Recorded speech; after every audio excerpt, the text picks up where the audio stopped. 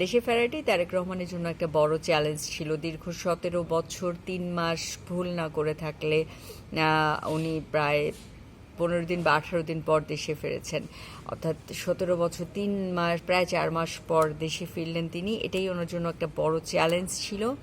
এখনকার চ্যালেঞ্জগুলো হচ্ছে, যেহেতু উনি দীর্ঘদিন দেশের বাইরে থেকে দেশকে চালিয়েছেন, ওনার মাও দীর্ঘদিন থেকে অসুস্থ, সব কিছু মিলিয়ে উনি দলকে কিভাবে সংগঠিত করবে।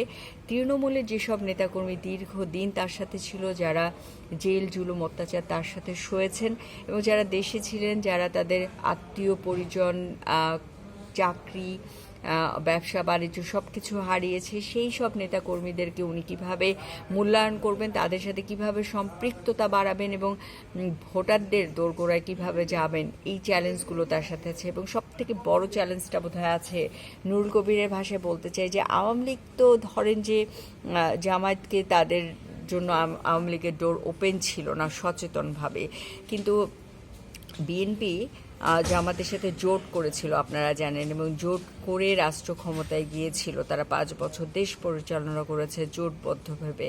তো বিএনপির মধ্যে জামাতের অনেক সংখ্যক লোক থাকবার সম্ভাবনা আছে, সুযোগ আছে, যেটা কিনা আওয়ামী লীগে কম ছিল। কিন্তু বিগত দিনগুলোতে আমরা দেখেছি যে আওয়ামী লীগের মধ্য থেকে অনেকে জামাতপন্থী বের হয়েছে এবং তারা হচ্ছে গুপ্ত অবস্থায় আওয়ামী লীগে ছিল।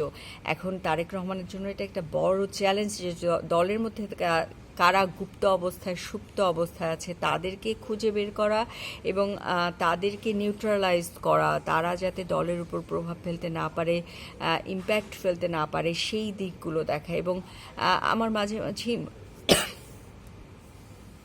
মাঝেই মনে হয় যে বিশেষ করে এই যে 273টি আসনে নমিনেশন দেওয়া হয়েছে, সেগুলো দেখেও আমার মনে হয় যে বিএনপির মধ্যে অনেকেই গুপ্ত অবস্থায় আছে এবং এমনকি শীর্ষ নেতৃবৃন্দর কাছাকাছিও অনেক প্রভাব বিস্তারকারী ব্যক্তি থেকে যেতে পারে, সেই সম্ভাবনাটা প্রবল আছে।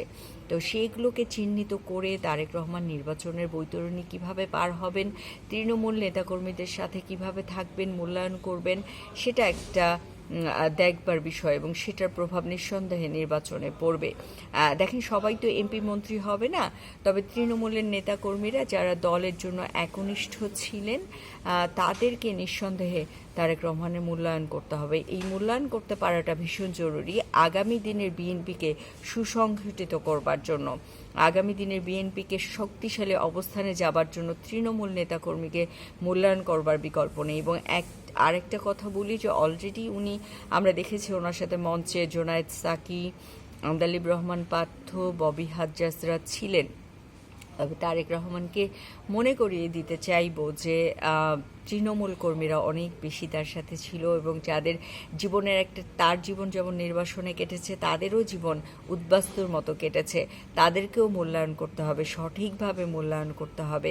এইসব নেতাকর্মী বিএনপির প্রাণ, এইসব নেতাকর্মীকেই যদি মূল্যায়ন করা যায় তাহলেই বিএনপি শক্তিশালী সাংগঠনিক কাঠামো পেতে পারে এবং তার ফলে বিএনপির জন্য নির্বাচনটাকে পার করা সহজ হবে, রাষ্ট্র ক্ষমতায় যাওয়াটা সহজ হবে। সেক্ষেত্রে তারেক রহমানের কাছে অনুরোধ থাকবে আমার, উনি যেন তৃণমূলের নেতাকর্মীদেরকে মূল্যায়ন করেন, তার দলের শীর্ষ থেকে শুরু করে একদমই গোড়ার কর্মীটাকেও যেন তিনি মূল্যায়ন করেন সঠিকভাবে। কারো যেন মন খারাপ না হয়, বঞ্চিত না হয়, কারণ এই বঞ্চনার দীর্ঘশ্বাস কিন্তু দলের উপর পড়বে। সুতরাং তারেক রহমান নিজেই নিজের পরিস্থিতি দিয়ে জানেন যে উনি কি পার করেছেন, ওনার উপর দিয়ে কি গেছেন, সেটা দিয়ে নিশ্চয়ই তিনি উপলব্ধি করতে পারেন যে তার নেতাকর্মীদের উপর দিয়ে কি গেছে, কি নির্যাতন হয়রানি তারা মুখোমুখি হয়েছেন বিগত সময়গুলোতে। এগুলো থেকে নিশ্চয়ই উনি তার নেতাকর্মীদেরকে মূল্যায়ন করবেন এবং এই মূল্যায়নের ফলে দল নিশ্চয়ই আরও ভালোভাবে দাঁড়াবে, এটাই প্রত্যাশা থাকবে।